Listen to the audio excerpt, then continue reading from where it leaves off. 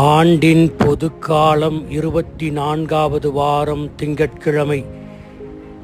புனித மரியாவின் துயரங்கள் நினைவு.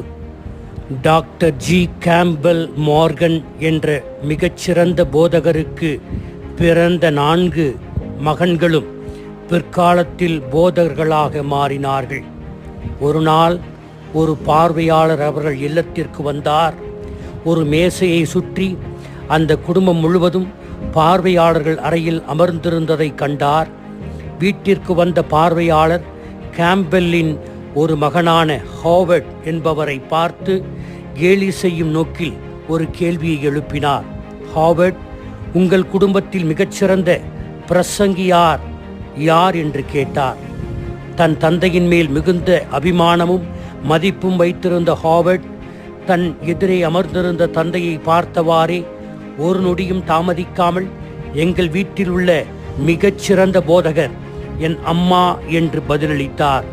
இந்த உண்மை தாய்மார்களுக்கு தெரியாமல் இருக்கலாம்.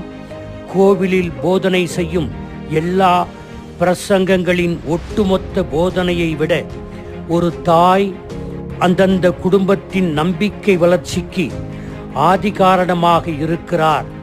உண்மையில் ஒரு தாய் தன் குழந்தைகளுக்கு இந்த உலகில் விட்டு செல்லக்கூடிய மிகப்பெரிய மரபு ஆழமான மற்றும் முன்மாதிரியான நம்பிக்கை வாழ்க்கையின் சாட்சியமாகும்.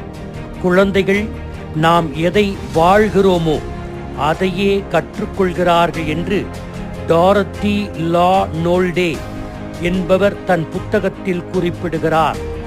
விமர்சனத்தை கேட்டு வளரும் குழந்தைகள் கண்டனம் செய்ய கற்றுக்கொள்வார்கள். பகைமையில் வளரும் குழந்தைகள் சண்டையிட கற்றுக்கொள்வார்கள். கிண்டல் கேலி பரிகாசத்தில் வளரும் குழந்தைகள் கூச்ச சுபாவத்தை கற்றுக்கொள்வார்கள். அவமானத்தில் வளரும் குழந்தைகள் குற்ற உணர்வோடு வாழ்வார்கள்.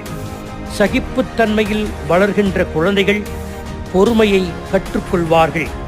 தட்டி கொடுத்து உற்சாகத்தில் வளர்கின்ற குழந்தைகள் நம்பிக்கையை கற்றுக்கொள்வார்கள். பாராட்டு பெற்று வாழும் குழந்தைகள் அடுத்தவர்களையும் பாராட்ட கற்றுக்கொள்வார்கள். நேர்மையாக வாழும் குழந்தைகள் நீதியை கற்றுக்கொள்வார்கள். பாதுகாப்பு உணர்வுடன் வளரும் குழந்தைகள் அடுத்தவரை சார்ந்து வாழும் நம்பிக்கையை கற்றுக்கொள்வார்கள்.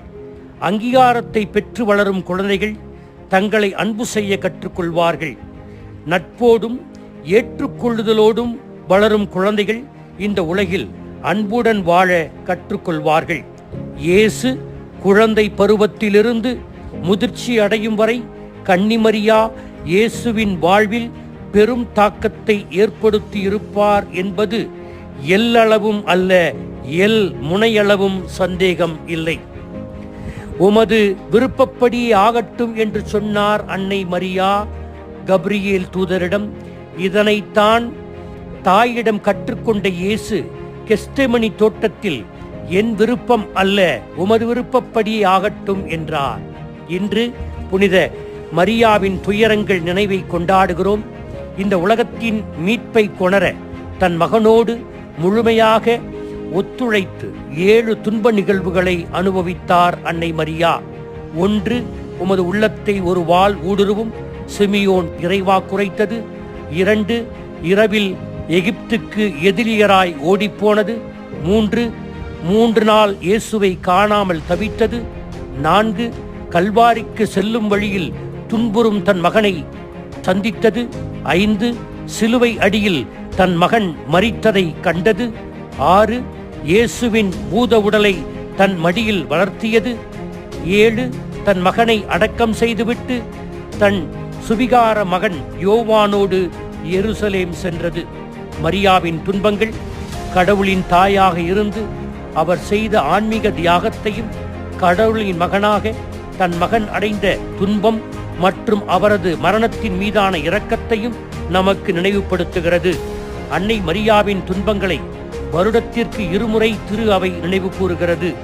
1, திருப்பாடுகளின் வாரத்தில் புனித வெள்ளி என்றும், இன்னொன்று செப்டம்பர் 15 ஆகிய இன்றும். இந்த நினைவு கொண்டாட்டம் 15ஆம் நூற்றாண்டிலிருந்து கொண்டாடப்பட்டு வருகிறது. இதனை அறிமுகப்படுத்தியவர் திருத்தந்தை 7ஆம் பயஸ் அவர்கள். திரு அவையின் மறையுடலாகிய தாய் அன்னை மரியா இன்றும் துன்பப்படுகிறார். புலம்பல் புத்தகம் இவ்வாறு கூறுகிறது: ஓ கன்னியே, நீ யாருக்கு ஒப்பிடப்படுவாய்? உன் துன்பம் கடல் போன்றது. ஐரோப்பா முழுவதும் இந்த அன்னை மரியாவின் சுரூபத்தின் கண்களிலிருந்து கண்ணீர் பிரெஞ்சு புரட்சிக்கு முன்பு வந்தது போன்று இன்றும் அவருடைய உருவங்களிலிருந்து கண்ணீர் வருவதை ஆங்காங்கே கேட்கிறோம். இன்றும் தன் மகனின் மறையுடலாகிய திரு அவைக்காக கண்ணீர் வடிக்கிறார். நாம் மனம் மாற வேண்டுகிறார். அதோடு மரியாவின் துயரங்கள் நினைவு கொண்டாட்டம் உலகில் வாழும் அவருடைய பிள்ளைகளாகிய நமக்கு நம் அன்றாட துன்பத்தை சுமக்க ஊக்கம் தருகிறது. நாம் இயேசுவின் பாடுகளில் இதன் வழியாக பங்கு பெற முடியும். மனித துன்பங்கள், சிரமங்களை நாம் சுமக்க நமக்கு முன்னோடியாக இருந்து வழிகாட்டியவர் இயேசு. அவரை அன்னை மரியா தன் வாழ்வில் பிரதிபலித்ததை போன்று நாமும் அன்னை மரியாவின் எடுத்துக்காட்டை பின்பற்றுவோம். ஆமீன்.